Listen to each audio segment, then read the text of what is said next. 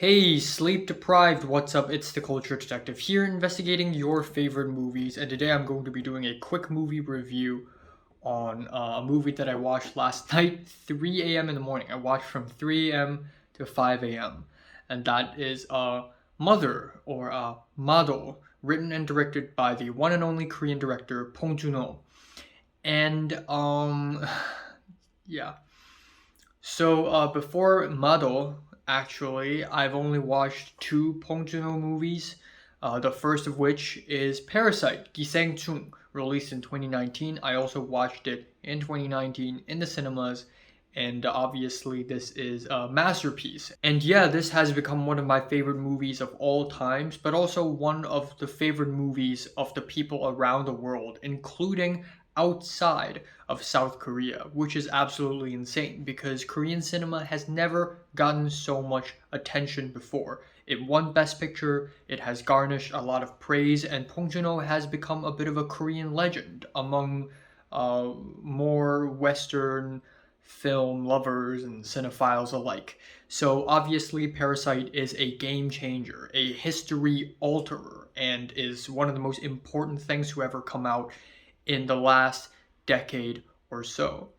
And on top of that, I think earlier last year I watched Memories of Murder, Sarinai Chuok, also by Bong Joon-ho, and holy absolute shit. This movie is just amazing. It completely blew me away. The pacing, the characters, the cinematography, the score, the editing, everything, the twist ending, the everything, the setting, it just I had no words. This is just one of those few movies where when the end credits roll, I would just stare at the end credits thinking, all my life I've been watching shitty movies. I did not expect that storytelling could be this good. Bong Joon-ho is a master. So obviously, I've always wanted to watch Mother by Bong Joon-ho, who is also a movie that is very highly praised. And I'm like, man, I gotta watch it, man. I gotta watch it. So I did, and lo and behold, it is another masterpiece from Bong Joon-ho, 3 for 3. So I watched 3 movies from him so far right now, and all 3 of them are freaking masterpieces. So Bong Joon-ho has quickly rose to become one of my favorite directors and also one of my favorite screenwriters of all times. So essentially, Mother right here is a movie about how we have a mother and we have her son. Her son is a little bit mentally disabled and isn't really great at thinking and speaking and not very great at taking care of himself. One day a girl is murdered, and the police put the blame on the son. So the mother went out of her way to try to prove his son innocent, and that is the plot. It's simple, but it just works. And it's amazing that this film came out in 2009, and a story idea this simple but this effective only became a thing in 2009. Maybe there were already movies before Mother that had a similar premise, but I realized that a premise like this is just it just feels like it feels like a simple premise like this has got to be done already at some point, but I don't know why, but it still feels so original in Mother. And needless to say, I think the cinematography is really good. I don't think it's as good as Memories of Murder and Parasite, but I still think it's very good. Still a lot of beautiful shots. Bong Joon-ho decided to film this in 2.35 to 1, which is a very interesting choice for the aspect ratio. It's the same aspect ratio as High and Low, and in High and Low, Kurosawa used it because of how there are so many characters and all the blocking and stuff. But Bong Joon-ho decided to use this aspect ratio for this film to show, I guess, the small town, the small Korean town sort of lifestyle and its setting. And it's a very interesting choice because the close ups never work out. With an aspect ratio like this, the close ups never work out. And for the close ups, Bong Joon-ho decided to use telephoto lens and long lens this time, a la Safdie Brothers, except of course this movie is older than a lot of Safdie Brothers movies. So a very interesting choice and a lot of interesting shots as well that keeps me glued to the screen. I like the score as well. It has a weird, ironic, jazzy thing about it, which is really nice. So, on a technical level, this movie is really well done. And then we have the story itself, which I think is the best thing about this movie. And again, Bong Joon-ho is a master of storytelling.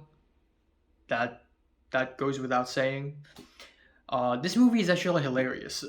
With a story idea this bleak, this actually ends up being the funniest out of the three movies I've seen from Bong Joon-ho. It's just nonstop laughter. This movie is funnier than some of the funny MCU movies out there right now. It is genuinely funny, and the humor doesn't compromise with the drama at all as well. It adds to the style. It adds to the texture of the movie. And speaking of which, this movie can get quite weird and bizarre at times, but not enough to be, again, compromising, but just the right amount of bizarreness, a little bit of Korean bizarreness, because you also see a lot of that in Park Chan-wook's movies as well. And Park Chan-wook's movies has always been really bizarre and strange, a lot more so than Bong Joon-ho, but Bong Joon-ho knows how to balance it with realism. And also, speaking of balance, this movie is also actually kind of dark if you think about it, and also kind of sad if you think about it. But with all the humor, that somehow doesn't compromise with the drama. It just perfectly balances out. One of the scenes in the movie, the mother character speaks to his son's friend, and his son's friend told the mother, don't trust anyone, including me. And it seems like a very dramatic statement until you watch the rest of the movie and you realize that there isn't a single trustable person. Everybody's a crook. Everybody loves money. Everybody lies. Everybody just wants to get out of trouble. And nobody is trustable. And it really shows. And I just find it amazing that the movie finds a balance between humor and bleakness. And aside from that, this movie could also be about poverty, themes of classism, because a lot of the characters in this movie are pretty poor. Again, Bong Joon-ho's fascination with poverty and people of the lower class really shows in this movie, as well as police corruption, which is also a recurring theme. If you've watched Memories of Murder, there's also police corruption. The police being lazy and incompetent and useless. Um, and I'm just thinking to myself, like, man, I want to make movies and write movies that involve these themes as well without getting my ass arrested if I had to do this film in Hong Kong. So that is amazing. And I guess Bong Joon-ho is just really good at writing characters that are untrustable. Like you can really tell, like this police guy, he's all nice and stuff. He's all polite, but you can tell that he doesn't give a single shit about the murder case, and he just wants to put the blame on some random victim, and that's all he wants. He just wants to go home and rest, and it really shows. And of course, given that that is a Bong Joon-ho movie, the pacing is perfect. The lead up to the inciting incident is perfect, and then Act 2 is perfect, Act 3 is perfect, the pacing is just perfect, front to back. And of course, it's a Bong Joon-ho movie, so expect a plot twist, and it is a plot twist that I did not see coming, and I am actually shocked. And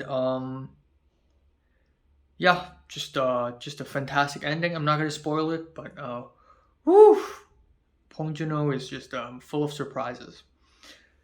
So yeah, I'm gonna end off this review here. I'm really tired, but again, this is a fantastic movie. If you're a screenwriter, if you like storytelling, this movie will blow your socks off, and it is definitely one of the better movies I've watched in the last few months. Not gonna lie. I'm giving Mother or Mado by Bong Joon-ho a strong 9 to a 10 out of 10. Yes. I don't think it's as impactful as Parasite or Memories of Murder, but I still think it's a masterpiece in comparison to many other films out there right now. Yeah, excited for his latest project with Robert Pattinson, I guess.